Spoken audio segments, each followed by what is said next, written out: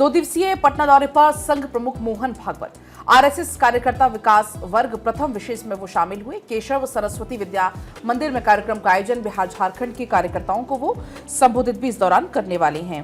तो इसके पहले चूंकि कानपुर का दौरा था, कानपुर से सीधा वो पटना के लिए रवाना हुए और वहां कई सारे कार्यक्रम जिसमें शामिल होने वाले हैं।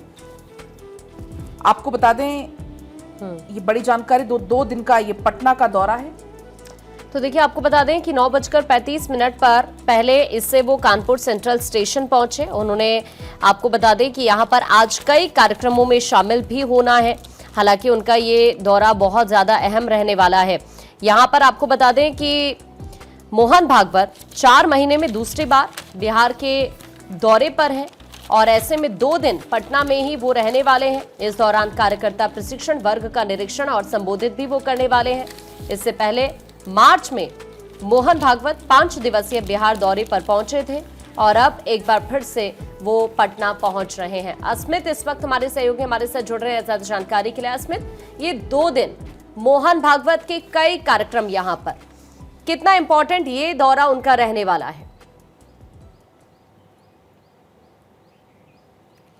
बहुत महत्वपूर्ण है आकांक्षा ये दौरा मोहन भागवत का। 2025 में विधानसभा का चुनाव होना है और ये दूसरी दफ़े मोहन भागवत आज पटना आए हैं, बिहार आए हैं। और अभी वो मिर्चा जो एक यहाँ पर जगह है, वहाँ पर वो एक सरस्वती विद्या मंदिर में प्रशिक्षण शिविर में शामिल हुए।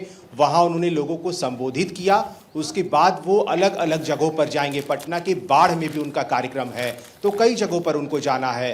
2 दिवसीय दौरा है। आज वो पहुंचे पटना, कल शाम को वो फिर अपने गंतव्य स्थान के लिए प्रस्थान कर जाएंगे। लेकिन इन 2 दिनों में बिहार में चुनाव है, तो भारतीय जनता पार्टी के दृष्टिकोण से भी ये इनका दौरा बेहद महत्वपूर्ण है। चूंकि जो कोऑर्डिनेशन होना है बीजेपी और आरएसएस के बीच, क्योंकि कई राज्यों में हमने देखा है कि वहाँ पर आरएसएस ने बीजेपी को सही तरीके से वहाँ पर जीत दर्ज करवाई और बिहार इस बार ऐसा राज्य है जहाँ पर चुनाव होने हैं। और यहाँ भी ये कहा जा रहा है कि मोहन भागवत के बिहार दौरे के बाद कहीं ना कहीं एक मजबूत स्थिति में एनडीए भी दिख सकता है। लेकिन फिलहाल मोहन भागवत का कई जगह पर दौरा होना है। फिलहाल वो सरस्वती विद्या मंदिर पहुंचे, वहां उन्होंने प्रशिक्षण शिविर में भाग लिया। इसका शुरुआत 24 जून को हुआ था, माफ़ कीजिएगा 24 मई को हुआ था और 3 जून को इसका समापन भी हुआ। लेकिन अभी जब वो पहुंचे हैं तो प्रशिक्षण शिविर लगाया गया, वहां पर उन्होंने संबोधित किया। कई बातों को लेकर के उन्होंने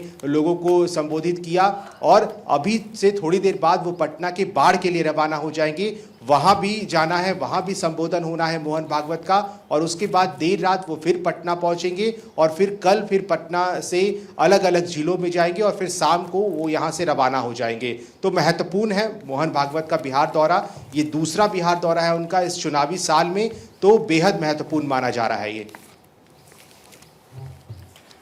बिल्कुल, उनके दौरे को लेकर क्या कुछ तैयारियां की गई है?